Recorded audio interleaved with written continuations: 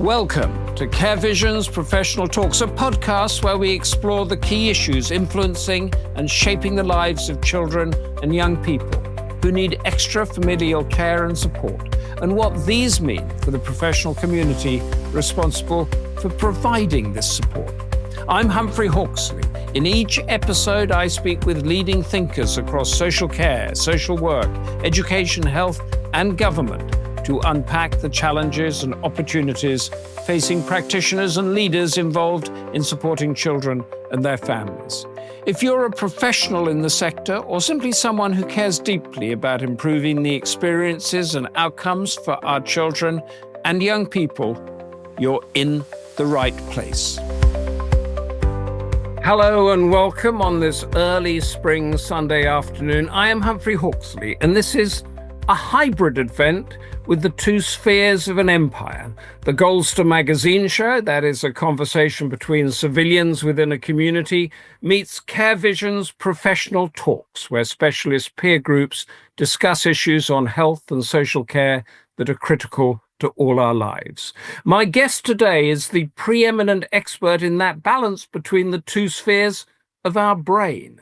He is a psychiatrist, a pioneer in the way we think, why we think, who we think we are, and why we understand our place in the world. And in your newspapers today, his thoughts cover a huge spread in the Sunday Express, the West facing a collapse akin to that of the Roman Empire. Politics and all the rest of it might have a part to play, but one of the root truths is how our brains work, balancing the two spheres on the right and the left. And before I say any more and put my foot in it, welcome, Dr. Iain McGilchrist. Oh, thank you very much, Humphrey. Lovely to be with you again. So, yes. It's great. I wonder, the Sunday Express talks about the apparently logical left hemisphere of the brain working at the expense of the more flexible right. Just encapsulate all of that in a nutshell for us. Okay. Well, the key word there is apparently. Right. There's been a lot of talk about hemisphere differences since about the 1960s and 70s. And almost all of it is basically wrong when you come to look at it. So I'd ask anybody who's relying on what they think they know about the hemisphere differences to put it out of their mind. I spent a lot of time looking at this question, about 30 years, and researching on it. And the question that set me going was, why is the brain divided at all? I mean, after all, the brain's power comes from making connections. Why should it be divided? And it's not just our brains, it's all the brains of every creature we've looked at. Where they have a brain, it's divided. And then there's the question of asymmetry in the brain. Why is certainly the human brain asymmetrical? If you just wanted more room, why not just do it symmetrically? The world's symmetrical. Why do it that way? And the third question was, why is the connection between the two hemispheres, a band of fibers at the base, known as the corpus callosum, why is it a lot about inhibiting the other hemisphere? So it's not about it is about transmitting, it is about facilitating, but often the message is, I'm going to deal with this or you're going to deal with it. So there's something about these hemispheres that suggests they have to be different. They're physically separated, they're asymmetrical, and the connections often say, no, I'll do it, not you. What is all this about? And it seems that the answer is about a very important question, and that all creatures have to resolve if they're going to survive, which is, how do they get what they need, principally food, but grabbing or getting anything that they want to use, like a twig to build a nest or whatever? How do they balance that very specially targeted attention to something they already know what it is, they know they want it, they want to get it quickly and grab it, quick and dirty? That is the left hemisphere. And the right hemisphere, meantime, is doing a completely different kind of job, which is looking out for literally everything else other than that morsel you're trying to grab. So it's looking out for predators, it's looking out for your kin, for your mate, for your offspring. It's seeing the whole picture, because if you don't have that, while you're getting your lunch, you quickly become somebody else's. So this is necessary for all creatures to survive. And the essential difference for today, I suppose, is why is it important about this difference? Well, first of all, from a point of view of understanding the brain, it's important because the way you attend changes what you find in the world. So if you go to the world with certain preconceptions of what you want, you only see the thing you want or the thing you know that is there. And there are many amusing experiments that have been set up by clever psychologists where something colossally important happens in the middle of your field of vision and you don't even see it because you're not expecting to see it. So that's important. And this attention changes the quality of the world. So one field that is actually in the right field of vision, because in the brain, the right-hand side of space is dealt with by the left hemisphere and the left side by the right hemisphere. So in the right hemispace, the left hemisphere space, it sees a world which is made up of fragments that are static, isolated, decontextualized, abstracted, non-unique, and basically inanimate. And the right hemisphere, meanwhile, is seeing a world where nothing is finally certain and fixed, where everything is interconnected ultimately, where everything is flowing and changing, where what matters is not the explicit often, but what is not being said or is not immediately obvious, the implicit, which is the power of many of the things, most of the things that we really love and get our sense of life from, things like love and religious faith and art and music and poetry and myth and all the things that help us understand the world. So these are two quite different worlds. One, inanimate, fixed, mechanical, made up of bits. The other, a flowing organism that is not reducible in that way and is fundamentally alive. Well, I mean, I have got so many questions to pick up on that, but I'm going to say to our audience of both spheres of the Care Visions empire, that's the experts of the brain who are with us and the civilians of the community, comment and question in the chat. One of my rules as a journalist is that the only stupid question is the one you never ask. One of Iain's is that when there are things we can't question, we live in a tyranny. Test us. Take us off our feet and take my carefully planned quizzing of Iain McGilchrist in a direction that neither of us had imagined. What you were describing there, Iain, if I'm right, is that we have two entities, spheres order, two personalities possibly that are having to work together, and that there is a link between them where they exchange information but somehow withhold it. A little bit like a marriage or any business partnership. Yes, I mean that's right. Yes. So what I'd like to do is begin in our own community, in our own society at the moment, where there is a lot of talk about heightened anxiety, self-esteem, which is where people are grasping for their relevance and place in the world. And I think you wrote somewhere that that people are in a permanent state of unfulfilled desire. Which part of the brain is pushing that? Very much the left hemisphere. But to explain that, I have to caution that over history, the brain, obviously like everything in the body, evolves a little bit. But I'm not talking about historical changes in the brain. It's more historical changes in the way we use the brain. So an analogy would be like you've got a new radio set and you begin by listening to a couple of channels. After a while, you find you're only really listening to one channel.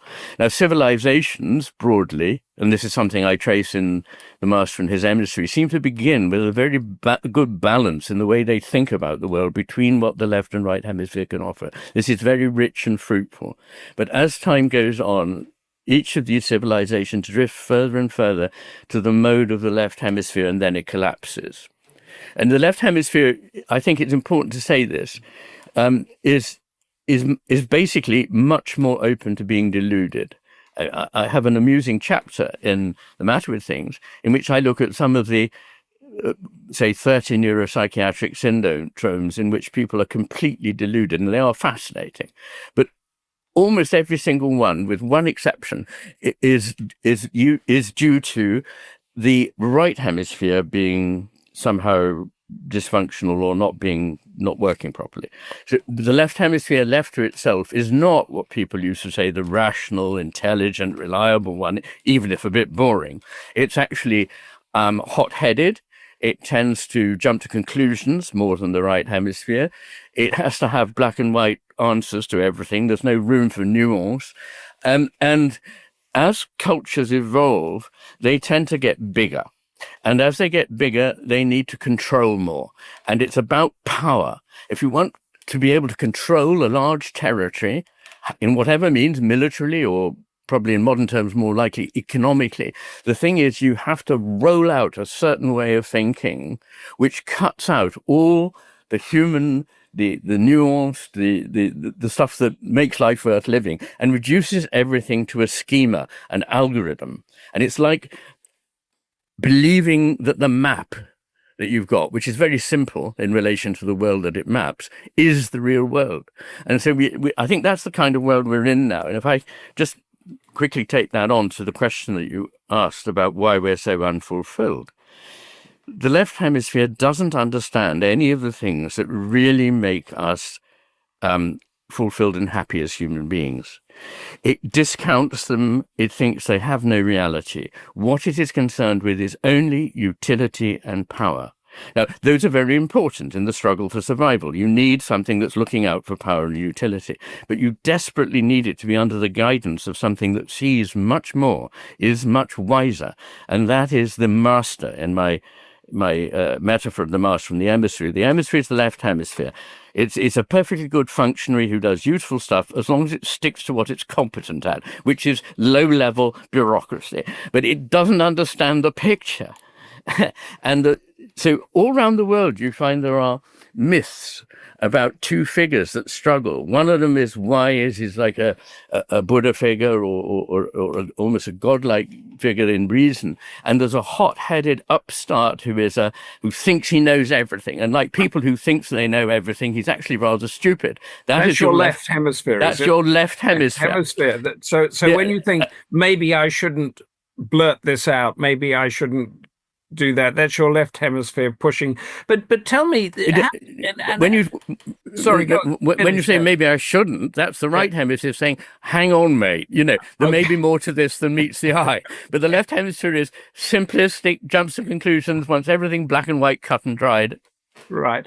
Now, how do you know this? Because I'm talking to you. I don't know whether my next question to you is going to be from the left hemisphere or the right hemisphere, depending how deluded it is. But do you strap people up to things in a machine and see which one's being activated at certain times? Or you certainly do.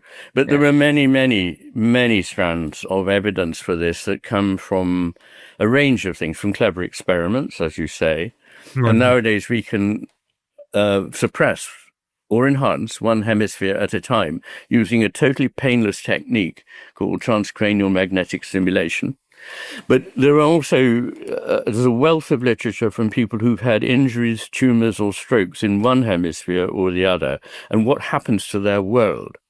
And it's utterly fascinating. I mean, if people really want to know more, I think I've done the sort of most comprehensive digest of this evidence to date. I just put your books are in the chat now, so if people scroll through the chat, they can press a button and see The Matter of Things, A Master and a Mystery. If there's any more that they should look at here, let us know.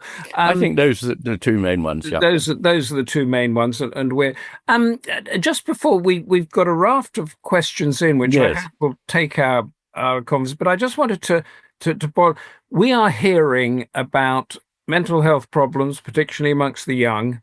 This question that I mentioned of self-esteem, is this something that our society could change? Is it because we or parents or need to think differently? How do we resolve it, or how do we get through it?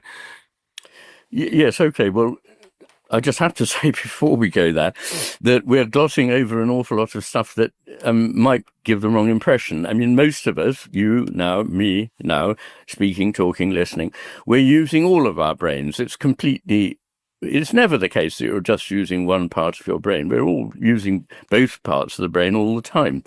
That's really not the point. The point is that when we construct a vision of the world, and that's terribly important, because how we think about the world and ourselves and what we're doing here governs the way in which we live, the things that we pursue, and the sort of belief that we have about ourselves. And it's there, not at the individual level of from minute to minute what's going on in your brain, my brain. That's not the point.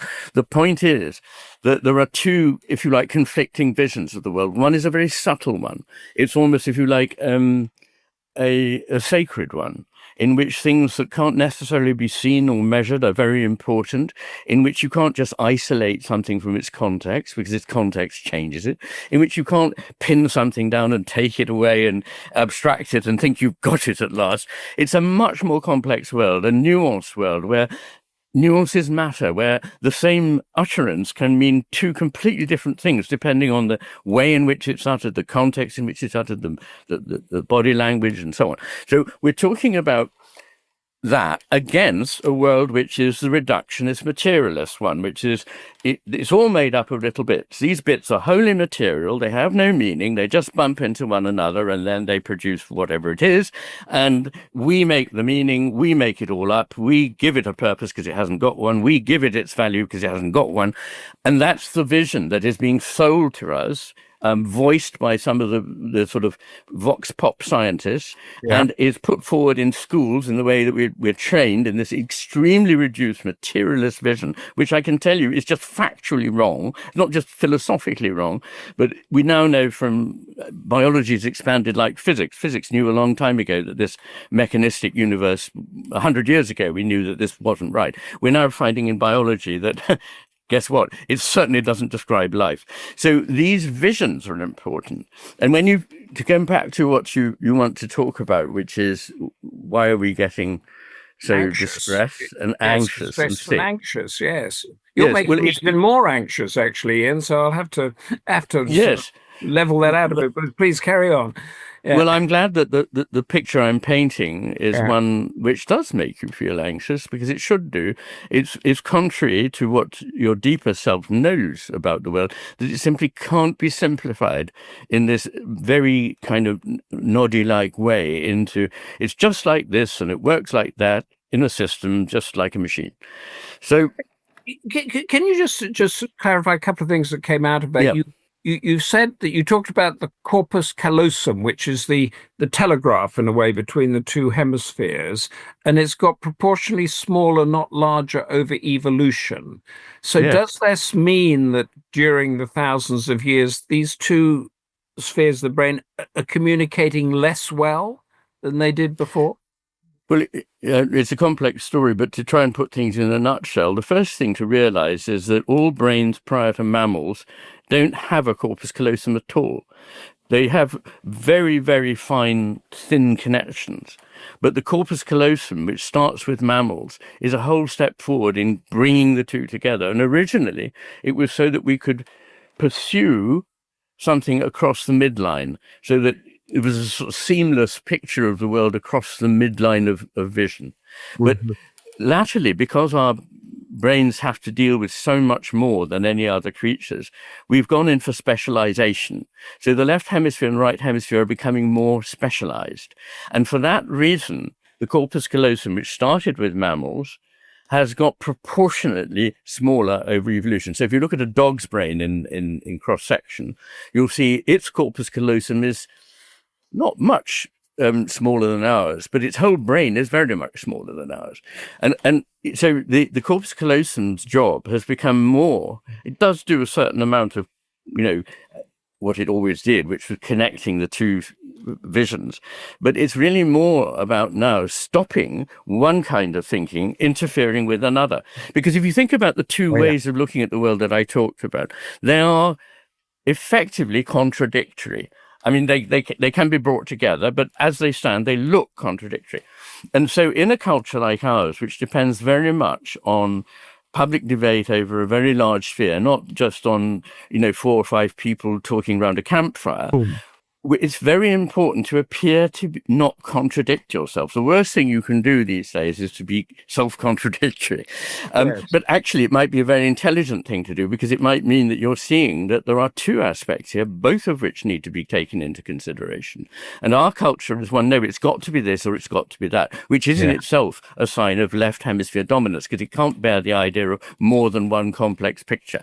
So what we've got is a world in which all the things that really matter to us, which are the depth of social connection in a community where you share your lives, you trust one another, you work together, you dine together, you worship together. All those things are in every culture before the pre-modern Western one, a very important part of the stability of life. That's number one. It is in itself very fulfilling.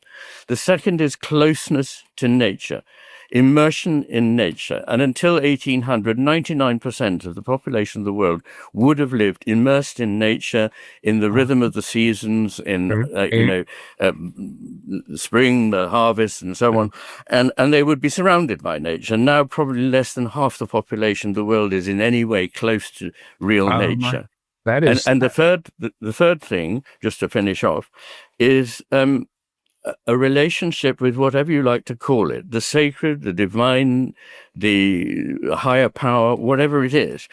We sense that there is something like that. And when we are told that we must be mistaken and we're not properly grown up if we think things like that, then actually we start to damage ourselves. We attack ourselves, the part of us that intuitively knows these things, that nature is important, that the divine is important, that a properly coherent society is important.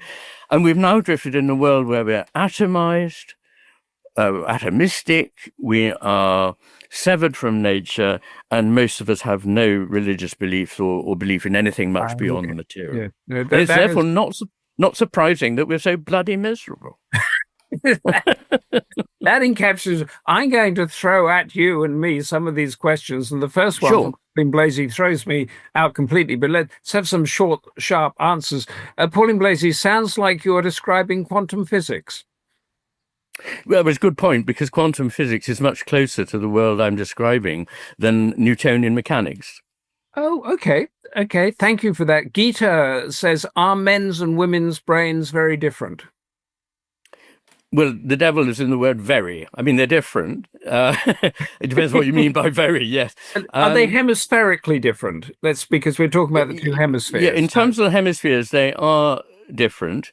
The two hemispheres are more specialized in men than in women. So there's more overlap or redundancy, as they say, between the two ways of thinking.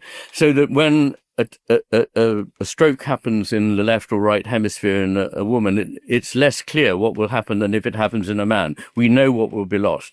But in the woman, there is a degree of overlap, or the other hemisphere can supply it if necessary. And I think that's because in terms of evolution, the man was more dispensable, the woman was not, needed to be there for the offspring. And the man needed to be able to think in innovative ways, which is better if the hemispheres are separate. And so, but the fascinating thing is that people think that the left hemisphere must be male and the right hemisphere must be female. And there's there's a lot of evidence on hemisphere differences, and they all point in exactly the opposite direction. So it's testosterone in the womb that causes the right hemisphere to expand. And I could go on, but it's all in the matter with things in my book. Great question, Gita. Thank you for that, because my learning curve has gone up a lot with that one. Evelyn Davis, is there a link between the hemispheres and the right and left-handedness? Well, there is, yes. Unfortunately, no questions about this area are ever, simple, cut and dried answers. So, let me put it this way: in the customary kind of right-hander, speech is in the left hemisphere in 97% of cases. When there is a left-hander, it's more like 60-40. So it's not as cut and dried. So there are three kinds of left-handers. Once you have, if you like, the same the same classic distribution of functions that you find in your typical right-hander. The second, which is pretty unusual but does exist, is a complete reversal. So everything that one would normally say right, one now says left. But the more common thing is a mix in which you can't exactly predict what. So things are a bit more, they come into contact with one another in different ways. And this accounts for the fact that left-handers can be found at the top and the bottom of most distributions. So there's a sort of sump of left-handers that are not that as good as right-handers, but there's also a sort of arboreal nest of left-handers up at the top of the tree going, we're doing rather well, thank you. So, Vivian, I think we've dealt with it, but I'll read it out anyway because you might expand on it. Looking at evolution, have brains pretty much always been hemispherical, or is that a later development of something that was simpler? You did mention it, didn't you? Yes. Yes, I did, but I didn't clarify that not only every brain that we've looked at is, if you like, hemispherical. I mean, you've got very simple brains. It's not so much that there's two literal hemispheres, but there are two separate ganglia dealing with different things. So even in extraordinarily simple creatures like the slug, limax, a nematode worm, in these creatures, there is separation of right and left in their very basic neuronal setup. So it does go all the way down, I'm afraid. Yes, there was never a kind of simple, single, unified anything. Just to amuse you, there is a most ancient, extant living creature is a kind of sea anemone that lives off the Isle of Wight. It's 700 million years old. And I sometimes say only marginally raises the age of the occupancy of the Isle of Wight. But it already shows asymmetrical distribution of functions. So it is a very, very, very basic thing. It's essential. It's not a Johnny-come-lately, no. And more a sea, and I think this might move us on to something else I wanted to talk about.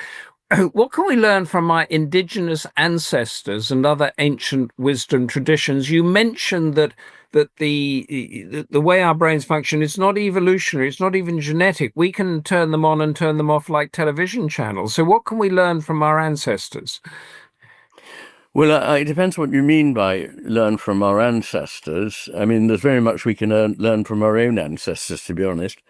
But yes, I think there is enormous wisdom in the ancient traditions of just about everywhere in the world that you look.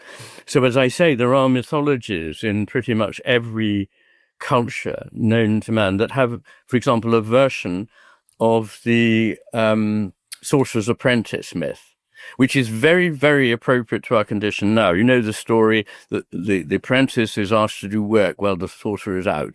And he sees the sorcerer utter a spell that makes the broom and the bucket come and do all his work for him.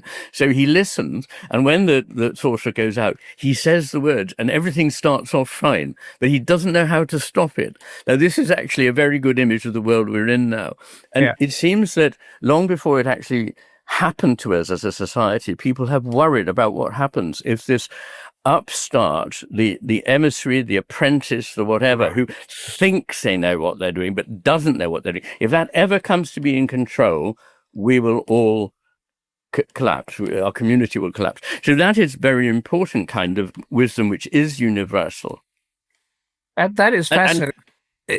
And personally, I would say I've learned an enormous amount from particularly far eastern traditions of China, Korea, Japan, India, and so forth, but also from fascinating native North American tribal stories. Well, because I wanted to move on now, and we're going to come to the other questions in a second, but that moved us naturally on to this. You talk about Japanese or East Asian thinking, and that we in the West have been or do think differently from them. And it's basically that the Japanese culture or the East Asian culture puts the individual within the community more and we just go for the individual? I know I'm not saying that very well, so just sum that up for us, Ian, will you? Well, I was told by a friend who was explaining to a Japanese woman what we meant by, a modern Western free individual. And when he described it, she said, "That's sick." And I mean, that is actually very important to realize how very peculiar our idea of autonomy is. And of course, it's a mistake because we're not really autonomous. We're becoming more and more enslaved as we strive more and more to be free of culture, nature, and all the things that are benign determinants of our lives. We rebel against them. And again, you find these stories all over the world. The rebellion against nature ends with destruction. So those are the sort of things that matter. I think you're referring to a bit at the end of the Master and His Hemisphere, where I look at the, psychologically testable in the lab ways of thinking and seeing. So, for example, looking at a picture, a Westerner typically sees some central thing in the foreground, but doesn't see the rest of the picture. That's very left hemispheric. Whereas if you ask an Eastern Asian person to describe the picture, they may start by describing the background and only then incorporate that there is this figure in the foreground. That's just one example of many, many of a way in which they're more open to the right hemisphere's point of view. But what I would say is that the old sort of hippie era story that the West was left hemisphere and the East was right hemisphere is not quite right. It's better than that. The West is definitely dominated by the left hemisphere in a catastrophic way. We can talk more about that if you want. But the Far Eastern cultures have been able traditionally to balance the two in the way that they should be balanced, so that the left hemisphere has a role, but it has a role which is effectively as the emissary, not the master. It is subordinate to the one that actually sees more, is wiser. But you do need both. People think that sometimes I must think that it would be better if we all had a left hemispherectomy. That's absolutely untrue. I'm very fond of my left hemisphere. I wouldn't be able to talk to you now without it. I sometimes say it's my second favorite hemisphere. So we do need it. The point is that the balance has been lost. So the balance that we've lost here in the West, is it just that it is encapsulate that again for us, is that in the Eastern thinking, there is a balance between this partnership that's there. In the West, we've lost that because the individual has become too predominant? Well, it's not because the individual has become predominant. The emphasis on the individual having to be totally liberated is not a cause. It's a symptom of something that's gone grossly wrong with our society. Of course, freedom is very important. We all want to have a degree of freedom. And as large a degree of freedom as is compatible with a coherent society is desirable. But the pursuit of freedom at the expense of both nature, I think that's very important, and society, that you reject nature because it constrains your possibilities, if only by meaning that you're going to die. And now there are people who literally think they can never die by doing expensive and stupid things. But when did this trend in our Western society begin? Was it, say, after the Second World War, or was it... social media came in, or it depends. What do you mean by begin? I mean, a lot of people would say it began with the Enlightenment. Okay. And some would put it further back to what's called the Scientific Revolution at the end of the 17th century. And what we're talking about there is the idea that what matters is what can be repeatedly found to be the case and measured in a laboratory. But most of the things that actually matter are not of this kind. And although it's perfectly okay for science to say, well, for our purposes, we're not going to take them into account, that's fine. But then science is not able to say at the end of the day, oh, we discovered there's no purpose and there's no values and so on. Because, mate, you ruled them out right at the start. That was your point. You didn't want to deal with them. So you can't say they're not there. You can only say, we failed to find them. And of course, sorry, hang on. With the Enlightenment, there came the belief that everything can be rationalized, everything can be schematized in a kind of ghastly version of a sort of bureaucratic machine. And that has no place in it for all the things that matter, in imagination, intuition, and so forth. Okay, I'm going to return to that in a second. But Caroline's question is, I always felt some parts of the brain are not used and that we can use both left and right. We're not just one or the other. I think you've addressed that, but give us a word on that question. Well, of course, we all use all of our brains all the time, unless there's something wrong with them. So, absolutely. And there was an old complete myth that we don't use more than 10% of our brain or something. That's a myth, is it? Yeah. Well, it's not only a myth, it's wrong. I mean... Pauline Blasey, funny, was listening earlier to a talk about cognitive warfare, which we are under right now. This is like psychological warfare and this sort of thing. And I think that's what Pauline's talking about.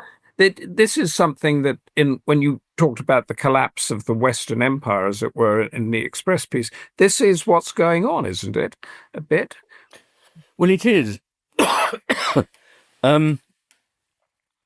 It's true in a number of senses, but I suppose the one that may be in the person's mind is this idea that foreign powers who wish us harm spread misinformation, conflict, doubt, and so forth, because it demoralizes.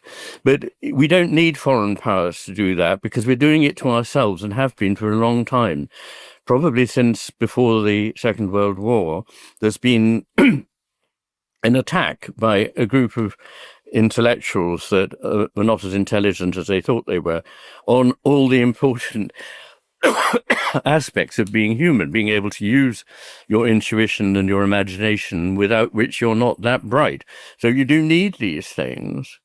And we've been attacking our own history. We've been attacking our own culture. And I feel very divided about this, because the good that was in the West it's a shame that we attack it.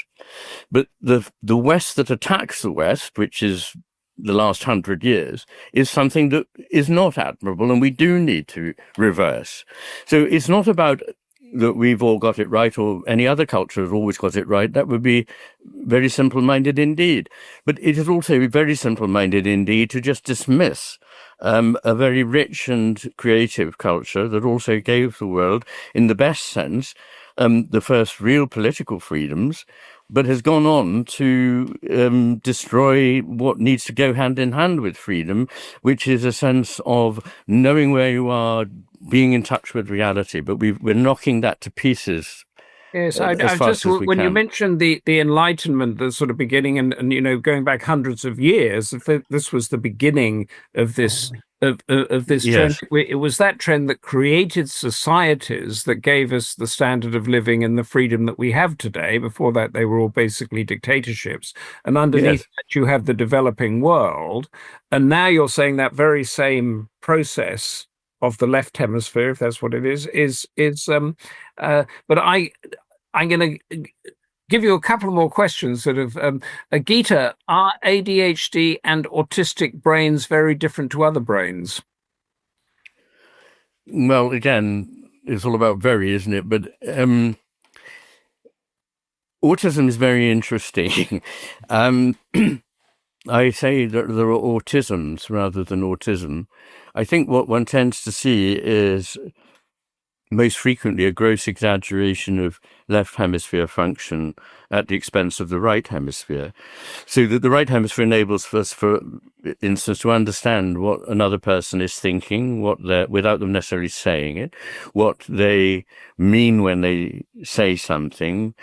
In other words, a quite subtle living alongside with that person, what it's like to be them. And for somebody with autism, it's very often very difficult to read those things. And they're mystified by, why did he say that? Why did he do that? So it's often like that. But there are people who have, if you like, a sort of an over-specialized right hemisphere in a not particularly healthy way.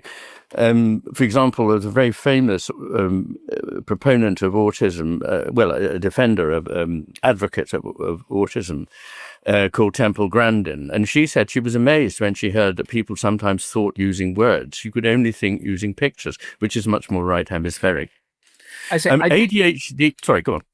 No, well, I was moving on to Gordon McKay's question to say, but I think it's sort of come out of this.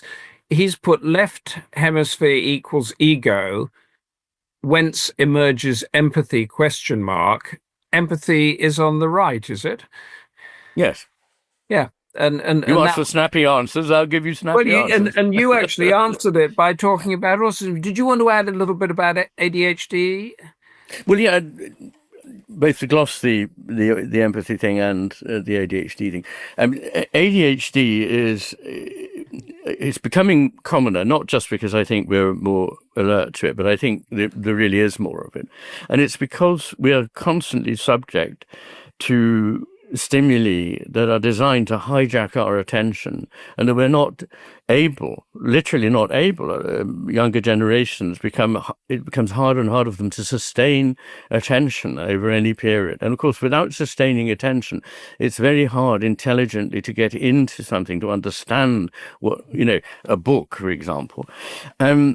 And so that's another triumph of the left hemisphere. I mean, people sometimes think it might be to do with the right hemisphere, but it's all to do with, I'm afraid all the evidence suggests that it is due to right hemisphere deficits, not left hemisphere deficits. Okay. And of course, sorry, sort of the social media thing. I mean, you and I, the generation where we had books and posted letters, and we've grown up through this, and my attention has gone down to that of a gnat. Yeah, look, it happens to us all. Yeah. But on empathy, it's interesting. There's a version of, if you like, mind reading, which one might call Machiavellianism. And this is what empathy. It's the right hemisphere of the mother and the right hemisphere of the infant communing in the first year of life that enables that child to feel loved and yet to separate from the mother, a very important transition that we all have to go through. So empathy is crucial, and it's mediated in both the mother and the child in the right hemisphere. But the left hemisphere has a version of this, which is, I bet he thinks this, so I'm going to outwit him by doing that. And that's a purely cognitive, it's not at the level of feeling. It's purely like, I can use this to outwit him and perhaps kill him. Whereas the empathy is like, well, I see what it must feel like to be that person. Catherine Stewart, who I think might be a professional, because can Iain speak to any research or insight about the brain when a human who is menstruating is in the luteal phase? I've heard that in this phase there is more balance with the two hemispheres. This has spoken to some of my experience in this phase. Was looking forward to seeing you in Elgin, but happy to be here today regardless. And thank you for your work, Iain. Well, that's very nice. Thank you for that. And thank you for the question. I think if you look, it's not a satisfactory answer, but you will know that the answer is going to be more complex than probably we have time for now. But I deal with that question specifically on, I think it's somewhere between 163 and 167 in The Matter with Things, which is a set of pages with copious footnotes in which I deal with an aside on differences between sexes. And you're quite right, there are differences in phases of menstruation. And so important are they that it has been suggested that when we scan the brains of females, it should be specified which phase of the menstrual cycle they were in, because it makes a big difference. There's a question here that I don't want to ask, but I will, because I said that we would take anything. It comes from self-healing. Can you please speak some neuroscience into what's happening in Palestine? You can answer yes or no. Well, I think I'd have to say no, really, because, I mean, of course, there's an awful lot one can say, but there's a danger that what one does is become very reductive. And above all, I don't want to be reductive. And people think that because I do very closely connect the mind with the brain, that is reductive. But it isn't, because I'm not saying that the mind is somehow simply a product of the brain. I believe, in fact, that it can't be a product of the brain, but the brain is important for its expression, transmission, whatever you like to say. So that it's a bit like, if something goes wrong with a TV set, the top of your head is missing, but the top of your head isn't really missing. It's something to do with the TV set. So that's the way of thinking about it, that when the brain is damaged, reality appears to change, but it's not. It's just that that's the way the brain is now dealing with it. So see, we have. Thank you for addressing that. We have an anonymous, but it's quite interesting and long.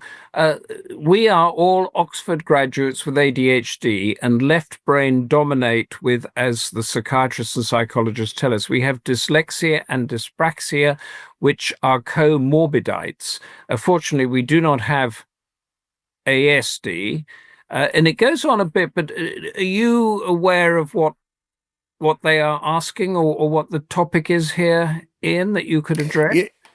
Yes, I am. Once again, I know there's pressure for me to give snappy answers. It's quite a tricky one here. Oh, well, I'll give you an extra 10 seconds on this one then. So ADHD, as you say, yes, is a left hemisphere dominant condition. Dyspraxia and dyslexia are often associated with it is true, but they're also, there's quite a lot of evidence that they may be to do with left hemisphere deficits as well, or instead. So, but that is a long story, and I don't know if Alex Richardson is still, you're in Oxford, if she is still researching. I lost touch with her about 10 years ago, but she did a lot of interesting work on dyslexia and its hemispheric, underlying hemispheric associations. Right. Okay. And at the end of this question, my brother has many qualifications, including a PhD in maths and engineering, and sorted the Elizabeth line for the Jubilee, which was so wrong. He is lifted and colourblind. So coming back to the left brain dominance, I was ambidextrous and was punished for this at school.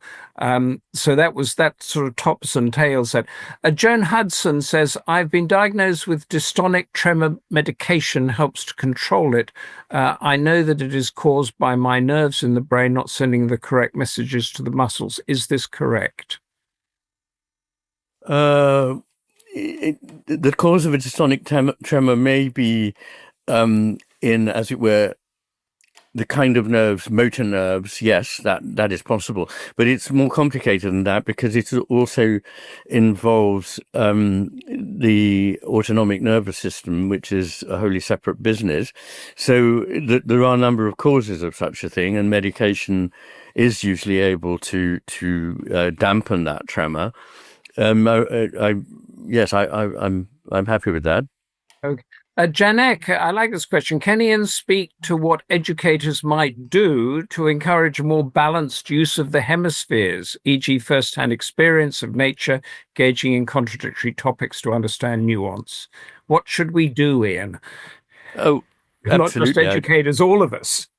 Yes, no. Well, I think when it comes to education, yes, there are some very obvious things that they're mostly things that need putting back into the curriculum, that have been taken out of the curriculum over the last half century. So we desperately need to reinvigorate education with true education. It's not just a matter of putting technical information into children. It's about allowing faculties in them to flourish and to be expressed. And they do this when they best understand the world that they're getting in technical information about. And that comes through humanities. The clue is in the name. It's about understanding humans and their lives and their thinking.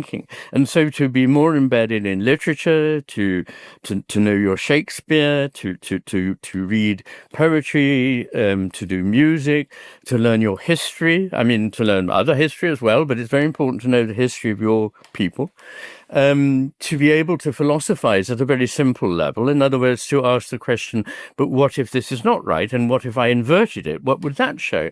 So I think that, to come to something that was in your question, I think that no child should be able to leave school without having practiced a form of debate in which you argue for a position as strongly as you can, and you then change sides and now argue for the opposite position as strongly as you can, and you'll be rated on how well you're able to argue for the opposite position.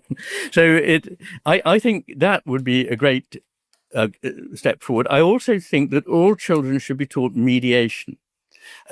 In other words, how to resolve a dispute, because they're going to find that in the playground, they're going to find it at home, and they're going to find it in their families, and they're going to find it with friends, and it's essential to life, and we've lost it. Now it's all shouting one another down. You're right. I'm right. You're wrong. There's no way I can talk to you because you once talked to X, and he's something I don't approve of. This kind of incredibly infantile way of trying to get towards a solution. And the thing about mediation, and the things about couple therapy, actually, I mean, couple therapy is a very interesting example of something, because in couple therapy, it's very important that each person should have a chance to say something uninterrupted. And so you ask one person to say something, and when they've the other person starts saying, yeah, but, and they go, no, hang on, you're going to have your chance in a minute. And then when that person's finished talking, the first question to the other person is, what did you just hear that person say? And quite often the person will say what they think they thought that was being said, and it was quite different. The other person said, that's fascinating, because I never meant that at all. And so you can begin to understand what people are getting at by just being patient and asking questions, rather than rushing in and saying, no, I'm right, it's got to be like this. And how much does the fear of being proved wrong or the fear of failure threaten or worry our self-esteem on this matter? So you will push through in order to be proved right or in order not to fail. And is this a new thing that's come out? No, not at all. No, I mean, there was always pressure to not necessarily to be proved right, but to do well, to achieve highly. And I think that actually, in some ways, that's been lost. I'm a believer that children should be held to high standards. I think they enjoy being stretched. I think they become miserable and bored if they're not stretched. So there's nothing wrong with that.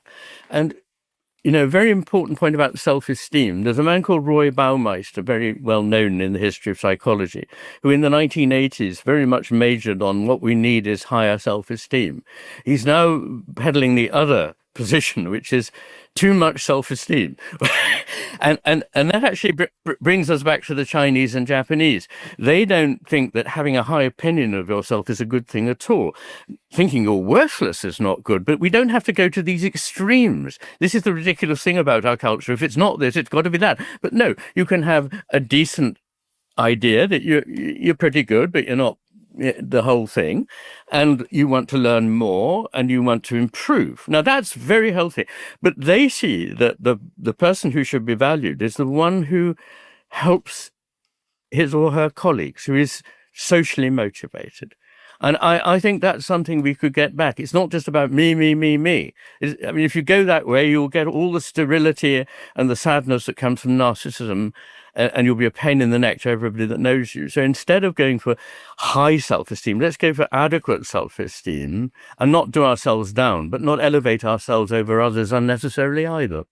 Can I just expand that thought that we've been talking about out really to your Sunday Express piece, where you're talking about the collapse of the Western empires and that sort of thing? You're talking about empires. How can we take what you've told us today and put that onto how Russia thinks, China thinks, America thinks, as we're all sort of moving towards this idea of the collapse of the West and the conquest by the authoritarian powers, or however you phrase it? Well, it's very interesting. I mean, I should just put in an aside that it's not my piece in the Sunday Express. It's a piece by a journalist, Lucy Johnson, and I take no responsibility for any of the content. But although it's a you weren't misquoted, were you? Perfectly nice article. But the trouble is that journalism can't go into the nitty-gritty. Can't do academia. No. And she was a lovely person, and I'm very grateful to her for the piece she did. I'm just pointing out that don't take that as chapter and verse of what I think.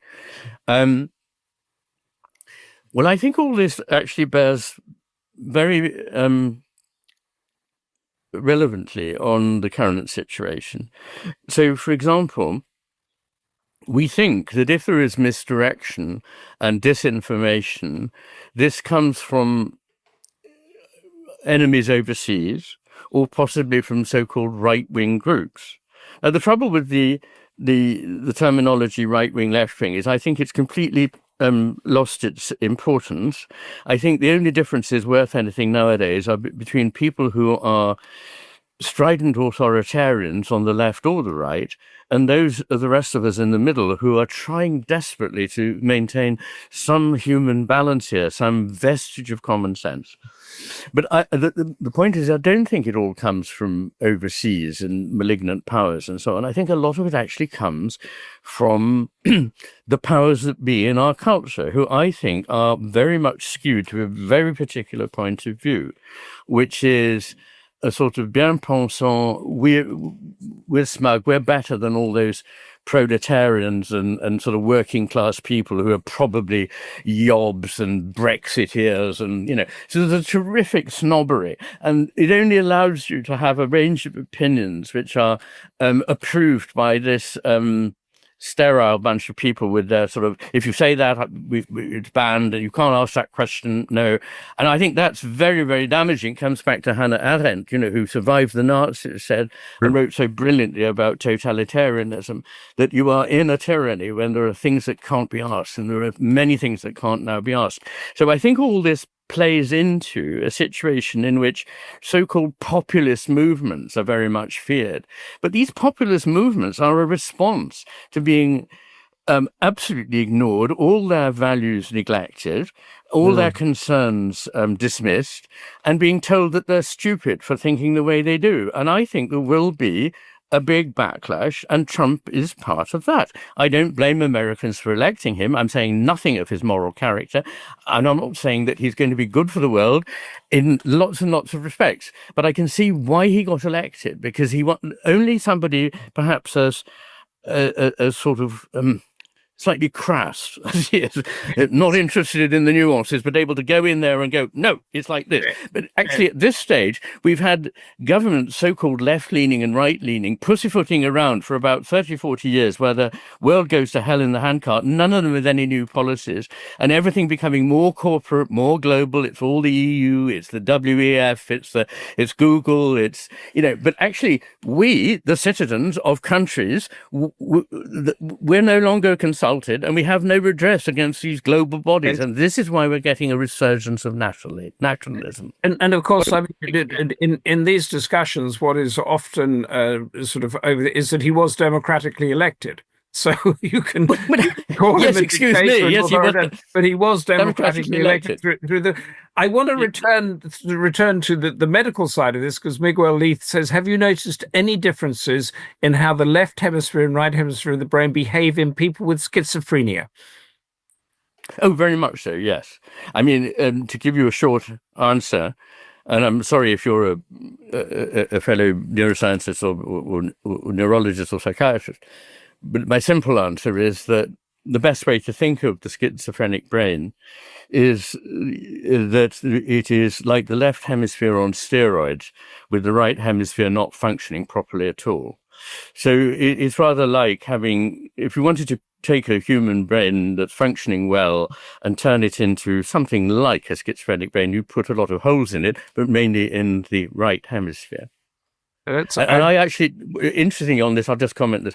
I spent some time at Johns Hopkins in Baltimore imaging the brains of people with schizophrenia and looking at asymmetries in the brain.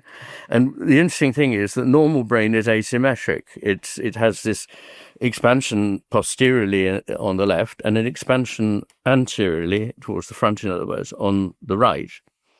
And in medical school, we only ever heard about the bit on the left because it was said to be to do with language, and that's not necessarily true. It didn't evolve because of that, although now it does underwrite aspects of language. But to cut to the chase, people with schizophrenia often have reversed asymmetry, so the bits that should be enlarged are not, and the bits that shouldn't be enlarged are.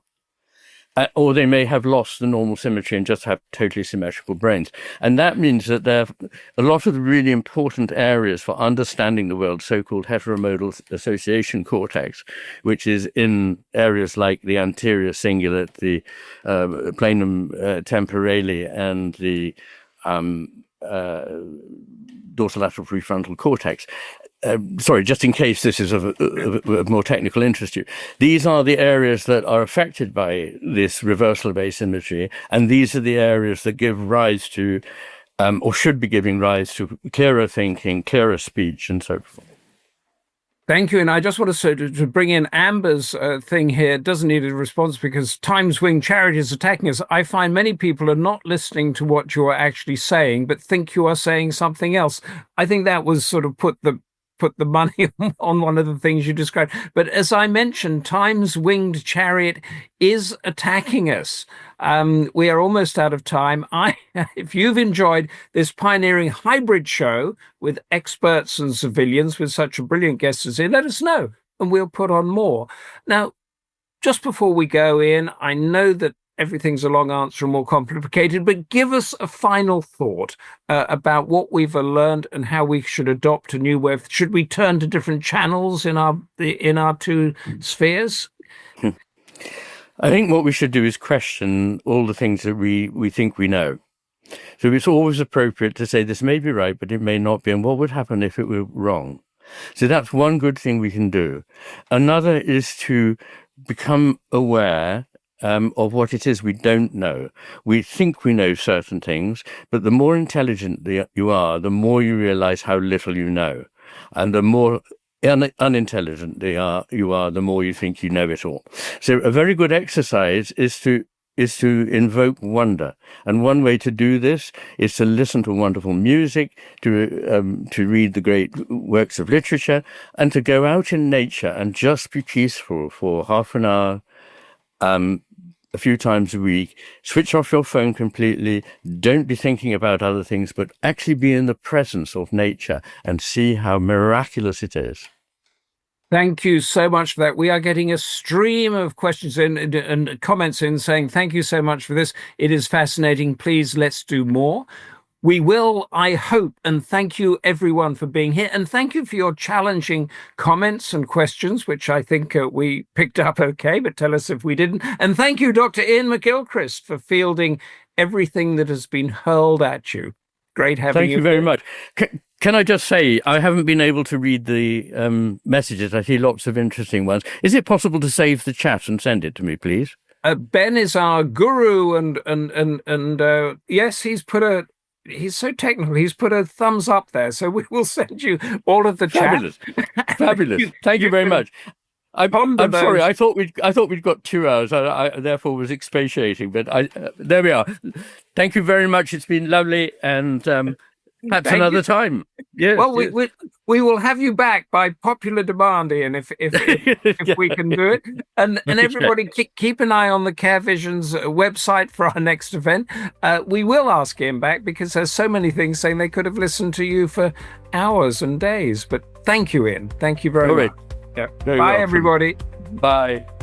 To hear more episodes, discover upcoming discussions, or access free tools and resources, scroll down to the episode description for all the links. And from me, Humphrey Hawksley, and all at Care Visions, stay safe and goodbye.